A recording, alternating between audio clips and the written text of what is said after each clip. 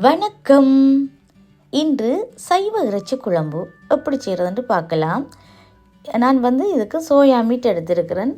இந்த soya meet கறி எங்களோட அங்களுக்கு, அதாவது எங்கள் அம்மாவோட அண்ணனுக்கு மிகவும் பிடிச்சமான ஒரு கறி. அவர் ஒரு சைவ சாப்பாட்டுக்காரால். இன்று அவருடைய பிறந்த நாளும் கூட, அதனால் நான் இந்த கறியை செய்கிறேன். அதோட ஊர்லேருந்தும் உங்களோட வீட்டு சோயா மீட் குழம்பு ஒருக்கா போட்டு விடுங்க தீவாக்கான்னு கேட்டிருந்தாங்க, அதுக்காக செய்கிறேன். இப்போ சோயா மீட்டுக்குள்ளே சுடு தண்ணி விட்டு கொஞ்சம் உப்பும் தேசிக்காய் புளியும் விட்டு அதை ஒரு பக்கம் மூடி ஊற வச்சுருக்கிறேன். இப்போ அது ஊறும் வரைக்கும் இங்கால பெரிய வெங்காயம் 2 தக்காளி 2 உருளைக்கிழங்கு 2 கறி மிளகாய், பெரிய வெங்காயம் 2 தான் எடுத்தேன். நான் இல்லை எடுத்து கட் பண்ணி வச்சுருக்கிறேன். இப்போ இந்த ஊறின சோயா மீட்டை பாருங்கள். இப்போ அதை தண்ணியை வடிச்செடுத்துட்டு ரூம் டெம்பரேச்சர் தண்ணி அல்லது குளிர் தண்ணியை விட்டு திரும்ப இருக்கா நல்லா நுரை வரும் வரைக்கும் பிசைஞ்சு நல்லா ஒரு 3-4 தரம் கழுவி எடுங்க.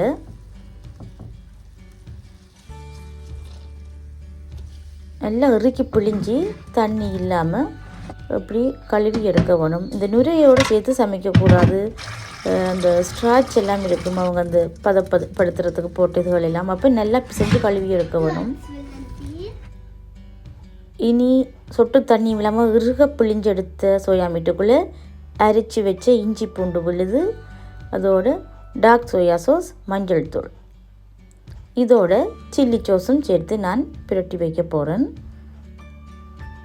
இப்போ கறி மிளகாத்தூள், அதோட கரம் மசாலா தூள் இவ்வளவும் சேர்த்து நாங்கள் பிரட்டி உரையாக வைப்போம். வச்சுட்டு மற்ற தாளிக்கிற அளவில் பார்ப்போம்.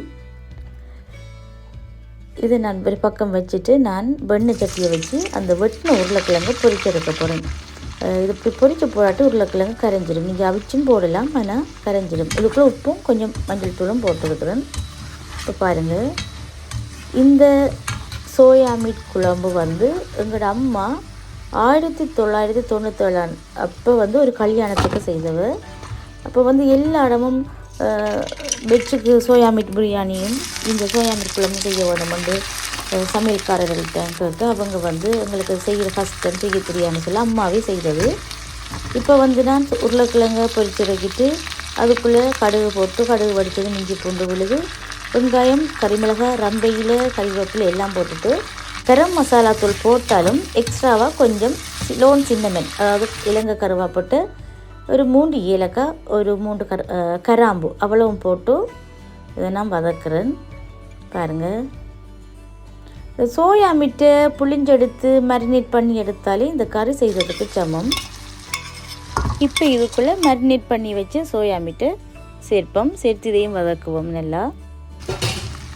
விருந்துன்னு சொல்லக்குள்ள அது கொஞ்சம் தரத்திலையும் சுவையிலையும் சுகாதாரத்திலையும் எங்களுக்கு ஹை லெவல், அதாவது உச்சத்தில் இருக்க வேணும். அப்போ நாங்கள் அந்த எண்ணெய் சேர்க்காமல் அப்படி என்றெல்லாம் யோசிக்கக்கூடாது, வடிவாக சமைக்க வேணும். இப்போ தக்காளி, நச்சீரகம், பெருச்சீரகத்தூள், வெட்டு மிளகாத்தூள் எல்லாம் கடைசியாக போட்டு இதை நாங்கள் ஒருக்கா கிளறி விடுவோம். தக்காளி டக்கண்டு கரிஞ்சிரு பண்ணுறதுக்காண்டி கடைசியாக சேர்க்க வேணும்.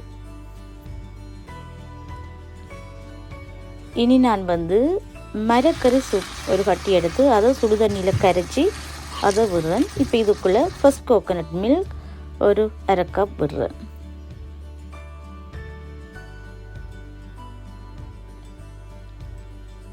இந்த சோயா சாஸ் மரக்கறி சூப் இல்லாமல் நீங்கள் இந்த கறியை செய்ய ட்ரை பண்ண வேணாம்.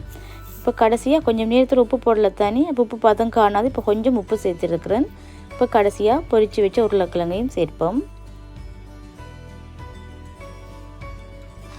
இப்போ கடைசியாக தேசிக்காய் புளி கொஞ்சம் உங்களோட சுவைக்கு அளவுக்கு விட்டுக்கொள்ளுங்க.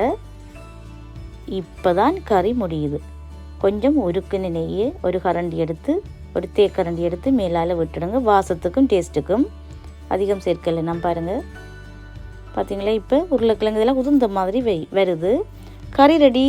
கட்டாயம் ட்ரை பண்ணி பாருங்கள். நன்றியுடன் தீபா.